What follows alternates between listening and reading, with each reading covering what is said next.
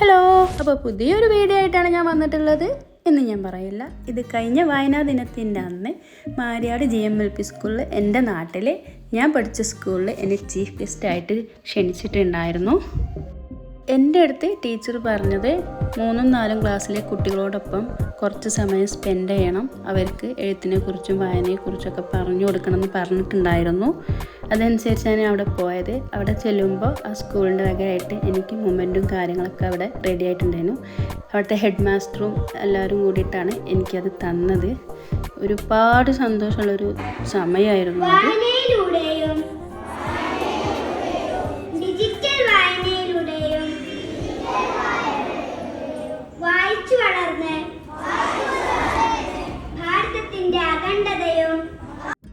ആ മോള് നന്നായിട്ട് അവിടെ പ്രസംഗിച്ചു കേട്ടോ.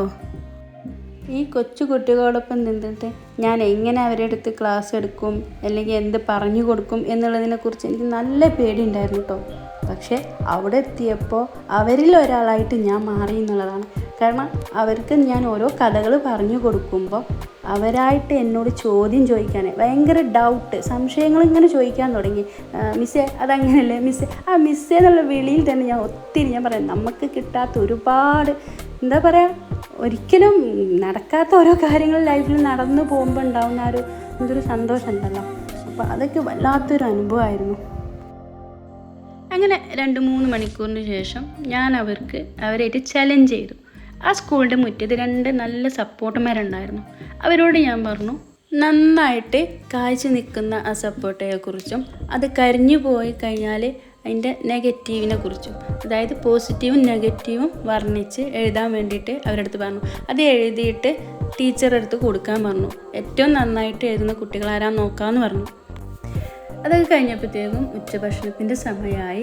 പണ്ട് നമ്മൾ സ്കൂളിൽ പോയ അന്നൊക്കെ പാത്രം കൊണ്ട് വാരി നിൽക്കുന്ന ആ ഒരു ഓർമ്മ, എന്താ പറയുക, ഭയങ്കര ഒരു ഫീലായിരുന്നു അവിടെ നിന്നപ്പോൾ. സത്യം പറഞ്ഞാൽ അതൊക്കെ കാണുമ്പോൾ നമ്മളെ പഴയ കുട്ടിക്കാലമാണ് എനിക്ക് ഓർമ്മ വന്നത്. അവിടെ ചെന്നിട്ട് കുറച്ച് സമയം കുട്ടികളോടൊപ്പം ഇരിക്കുക എന്ന് മാത്രം ഉദ്ദേശിച്ച് ചെന്നതായിരുന്നു. പക്ഷെ അവിടെ ചെന്നാൽ പോരാന്ന് തോന്നൂല. അപ്പോൾ കുട്ടികളൊക്കെ അവിടെ ഫുഡ് കഴിക്കുന്ന സമയത്ത് ഞാൻ ഓരോ ക്ലാസ്സിൽ ഇങ്ങനെ കയറി ഇറങ്ങി പണ്ടത്തെ കുറേ ഓർമ്മകളായിട്ടൊക്കെ ഇങ്ങനെ ഇരുന്നു. അതിനിടയ്ക്ക് കുട്ടികൾ മിസ്സേ ചോറ് വേണമെന്നൊക്കെ ചോദിക്കുന്നുണ്ടായിരുന്നു. അതൊക്കെ എന്നെ ഒത്തിരി, എന്താ പറയുക, സന്തോഷിപ്പിച്ചു. ഓരോ ക്ലാസ് മുറിയിലും പഠനത്തിൻ്റെ ഭാഗമായിട്ട് ഇതേപോലെ കുറേ ചിത്രങ്ങളൊക്കെ വരച്ച് തൂക്കിയിട്ടുണ്ടായിരുന്നു.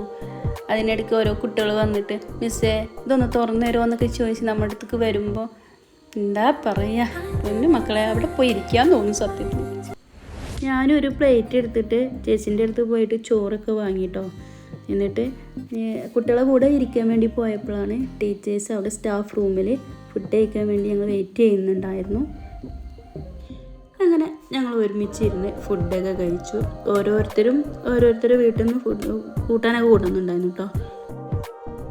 അത് കഴിഞ്ഞ് കൈ കഴുകാനായിട്ട് പുറത്തിറങ്ങിയപ്പോൾ കുട്ടികൾ ഫുഡൊക്കെ കഴിച്ച് കഴിഞ്ഞിട്ട് ബുക്കും പേപ്പറായിട്ട് ഇരിക്കുന്നത് കണ്ടു. അതിലൊരു ടീച്ചർ വിളിച്ചിട്ട് പറഞ്ഞു, ഇവിടെ വന്ന് നോക്കിയേ, അവർ പണി തുടങ്ങിയെന്ന് പറഞ്ഞു. ശരിയാണ്, അവർക്ക് ഞാൻ കൊടുത്ത ആ സപ്പോർട്ട് മരത്തിനെ കുറിച്ച് എഴുതാനുള്ള ആ ഒരു ഊർജം അവരിൽ ഞാൻ കണ്ടു. ഓരോ കുട്ടികളും ആ മരത്തിൻ്റെ ചോട്ടിൽ ഇരുന്നിട്ടേ അതിങ്ങനെ എഴുതുന്ന കാണുമ്പോണ്ടല്ലോ ഏറ്റവും കൂടുതൽ സന്തോഷം ഞാനാട്ടോ. സ്കൂളിൽ പോവുക, കുട്ടികളായിട്ട് കുറച്ച് സമയം സംസാരിക്കുക, എന്നിട്ട് വേഗം തിരിച്ചു പോരാ എന്നുള്ള രീതിയിലാട്ടോ ഞാൻ സ്കൂളിൽ എത്തിയിരുന്നത്. അവിടെ എത്തിയപ്പോൾ അവർക്ക് എന്നോടുള്ള ആ ഒരു സ്നേഹവും എല്ലാം കണ്ടപ്പോൾ ഞാൻ അവരിൽ ഒരാളായിട്ട് ഇരുന്നു പോയി. അറിയാതെ നമ്മളവിടെ ഇരുന്നു പോകും. അങ്ങനെയായിരുന്നു അവിടെ ഓരോ കുട്ടികളും എഴുതിക്കൊണ്ടിരുന്നത്. അങ്ങനെ ഞാനും ഒരു പൂമ്പാറ്റയെ പോലെ തന്നെ ആ കുരുന്ന മക്കളോടൊപ്പം ഒരുപാട് സമയം സ്പെൻഡ് ചെയ്തു. അവർക്ക് ഒരുപാട് സംശയങ്ങളുണ്ടായിരുന്നു, ഒരുപാട് കഥകൾ പറയാനുണ്ടായിരുന്നു, അവർക്ക് ഒരുപാട് എന്നോട് ചോദിക്കാനുണ്ടായിരുന്നു. എന്നെക്കൊണ്ട് അറിയുന്ന രീതിയിലൊക്കെ ഞാൻ പറഞ്ഞു കൊടുത്തു എന്നാണ് എൻ്റെ വിശ്വാസം. പക്ഷേ അവരെക്കാളൊക്കെ ഹാപ്പി ആയത് ഞാനായിരുന്നു. ഇതിനൊക്കെ ഞാൻ നന്ദി പറയുന്നത് ആ സ്കൂളിൻ്റെ ഹെഡ് മാസ്റ്ററോടും അവിടെയുള്ള ടീച്ചേഴ്സിനോടുമാണ് കേട്ടോ. ആ സ്കൂളിലെ സജില ടീച്ചറാണ് എന്നെ അങ്ങോട്ട് പൂർവ്വ വിദ്യാർത്ഥി എന്നുള്ളതിലേക്ക് ഒരു എഴുത്തുകാരി എന്ന രീതിയിൽ എന്നെ അങ്ങോട്ട് വിളിച്ചത് സജില ടീച്ചറാണ്. ഒരുപാട് നന്ദിയുണ്ട്, എല്ലാ ടീച്ചേഴ്സിനോടും ഒരുപാട് നന്ദിയുണ്ട്. നന്നായിട്ട് എഴുതുന്ന കുട്ടികൾക്ക് അടുത്ത പ്രാവശ്യം ഞാൻ വരുമ്പോൾ നല്ലൊരു സമ്മാനമായിട്ട് വരാമെന്ന് പറഞ്ഞിട്ടുണ്ടായിരുന്നു. ആ ഒരു മത്സരബുദ്ധിയോടെ ആയിരുന്നു അവരവിടെ എഴുതിക്കൊണ്ടിരുന്നത്. അപ്പോഴാണ് നമ്മൾ ടീച്ചേഴ്സ് അങ്ങോട്ട് വന്നത്. വായനാ ദിനത്തോടനുബന്ധിച്ച് ഞങ്ങൾക്കിപ്പോൾ സ്കൂളിൽ വന്ന് വായനയെക്കുറിച്ച് വളരെയധികം പറഞ്ഞ് മനസ്സിലാക്കി കൊടുത്തു കുട്ടികൾക്ക്. അത് കുട്ടികൾ ഉൾക്കൊണ്ടു എന്നുള്ളത്, എങ്ങനെ വായിക്കണം അല്ലെങ്കിൽ വായിച്ച് കഴിഞ്ഞാൽ അതിൽ നിന്ന് എന്തെല്ലാം കാര്യങ്ങൾ നമുക്ക് നേടേണ്ടതുണ്ട് എന്നുള്ള കാര്യങ്ങളൊക്കെ നേടി എന്നുള്ളതാണ് ഇപ്പോഴത്തെ ഈ കുട്ടികളെ പ്രവൃത്തി കണ്ട് ഞങ്ങൾക്ക് മനസ്സിലാക്കാൻ പറ്റിയത്. ഇതുവരെ ഇങ്ങനൊരു കാഴ്ച ഞങ്ങൾ കണ്ടിട്ടില്ല. ഇന്നത്തെ ഈ ഒരു ക്ലാസ്സിന് ശേഷം അവരുമായിട്ടൊരു സംവാദം നടത്തി ഇത്തിരി നേരം ഒത്തിരി കാര്യം എന്ന് പറഞ്ഞിട്ടുള്ളൊരു പ്രോഗ്രാമായിരുന്നു നമ്മൾ വായനാ ദിനത്തോടനുബന്ധിച്ച് നടത്തിയത്. അതിൻ്റെ ഭാഗമായിട്ട് അവർക്ക് എഴുത്തുകാരിയിൽ നിന്ന് കിട്ടിയ ഒരു അനുഭവങ്ങൾ ഉൾക്കൊണ്ടുകൊണ്ട് കുട്ടികളെ കുറച്ച് സമയം കൊണ്ട് അവരിൽ ഇത്ര വലിയ മാറ്റങ്ങൾ വരുത്താൻ കഴിഞ്ഞെങ്കിൽ ഇതൊരു വലിയ മാറ്റം തന്നെയായിരിക്കും. ഇതൊരു തുടക്കമാണ്.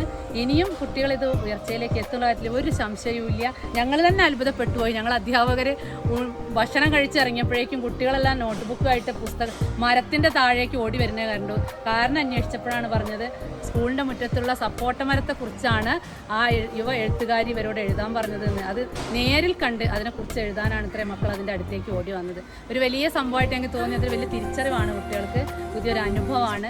ഇതെന്തായാലും ഞങ്ങളുടെ സ്കൂളിലൊരു ആദ്യത്തെ ഒരു സംരംഭം, ഇതൊരു തുടക്കമാണ്. ഒരുപാട് എഴുത്തുകാരികൾ അല്ലെങ്കിൽ കവയത്രികൾ അല്ലെങ്കിൽ കവികൾ ഭാവി തലമുറയിൽ ഒത്തിരി വരും എന്ന് ഞങ്ങൾ പ്രതീക്ഷിക്കുന്നു. അതിനൊരു തുടക്കമായിട്ടാണ് നമ്മുടെ ബേബി സൽമാൻ്റെ ഈ ഒരു ക്ലാസ് കിട്ടിയതെന്ന് ഞങ്ങൾ ഉൾക്കൊള്ളുന്നുണ്ട്. ഞങ്ങൾക്ക് എന്താ പറയേണ്ടതെന്ന് അറിയില്ല. അത്ര സന്തോഷം, കാരണം അത് വല്ലാത്തൊരു കാഴ്ചയാണ് ഞങ്ങൾ ഈ കണ്ടത്. അവരെ ടീച്ചർക്ക് എന്തെങ്കിലും പറയാനുണ്ടെങ്കിൽ പറയാന്ന് വെച്ചാൽ ഇവിടെ നമ്മൾ ഒരുപാട് പ്രവർത്തനങ്ങൾ നടത്തിയിട്ടുണ്ട്, ഒരുപാട് സാഹിത്യകാരന്മാർ വന്നിട്ടുണ്ട്. പക്ഷേ ഞാൻ അവരെ താഴ്ത്തി കെട്ടി പറയില്ല, അവർ നന്നായിട്ട് പ്രസംഗിച്ച് നല്ല കാര്യങ്ങൾ ഇവിടെ അവതരിപ്പിച്ചിട്ടുണ്ട്. പക്ഷെ മക്കൾക്ക് അത് ഇതുവരെ ഉൾക്കൊള്ളാൻ സാധിച്ചിട്ടില്ല. കാരണം അത് ടീച്ചേഴ്സിൻ്റെ ലെവലിൽ അല്ലെങ്കിൽ അവരുടെ അത്ര ഹൈ ലെവലിലാക്കി പറഞ്ഞു. ഇതിപ്പോൾ മക്കളിലേക്ക് എത്തി എന്നുള്ളതിന് ഇനി വേറെ തെളിവൊന്നും വേണ്ട. അത് ഞങ്ങളുടെ ആരുടെയും ആവശ്യപ്രകാരമല്ല അവരിവിടെ എത്തിയത്. അവർ സ്വന്തമായിട്ട് ഇവിടെ ഇരുന്ന് എഴുതുന്നു, കുറച്ച് നേരം അവിടെ ഇരുന്ന് എഴുതുന്നു. അവർക്ക് അത് അവിടെ ഇരുന്ന് അങ്ങനെ മാറി മാറി ഇരുന്ന് എഴുതുമ്പോഴാണ് അതൊരു സന്തോഷം എന്നാണ് ഇപ്പോൾ അവരെന്നെ പറയണത്. അല്ലേ മക്കളെ, സന്തോഷമല്ലേ? ഹായ് പറയൂ. അപ്പോൾ നമ്മളെ മക്കൾ വളരെയധികം ഇത്രയോ അവരെ കൊണ്ട് ഒരു ഇത്തിരി നേരത്തെ സംസാരം കൊണ്ട് അവർക്ക് ഇത്രയും അവരെ മുന്നോട്ട് കൊണ്ടുവരാൻ സാധിച്ചെങ്കിൽ ഇതൊരു തുടക്കമാണ്. ടീച്ചർ പറഞ്ഞ പോലെ ഇനി നമ്മളുടെ കുട്ടികളിലും, ഇത് നമ്മളെ പൂർവ്വ വിദ്യാർത്ഥിയാണ്, ഈ യുവ എഴുത്തുകാരി നമ്മളെ പൂർവ്വ വിദ്യാർത്ഥിയാണെന്നുള്ളത് ഞങ്ങൾ അഭിമാനിക്കുന്നു. ഇനി ഇതേപോലുള്ള കുട്ടികൾ ഇനി ഉണ്ടാവട്ടെ എന്ന് പ്രാർത്ഥിക്കുകയും ചെയ്യുന്നു. ഈ ഒരു സ്കൂളിലെ ടീച്ചറായതിൽ വളരെ അഭിമാനം തോന്നുകയും ചെയ്യുന്നു. അത്ര മാത്രമേ എനിക്ക് പറയാനുള്ളൂ.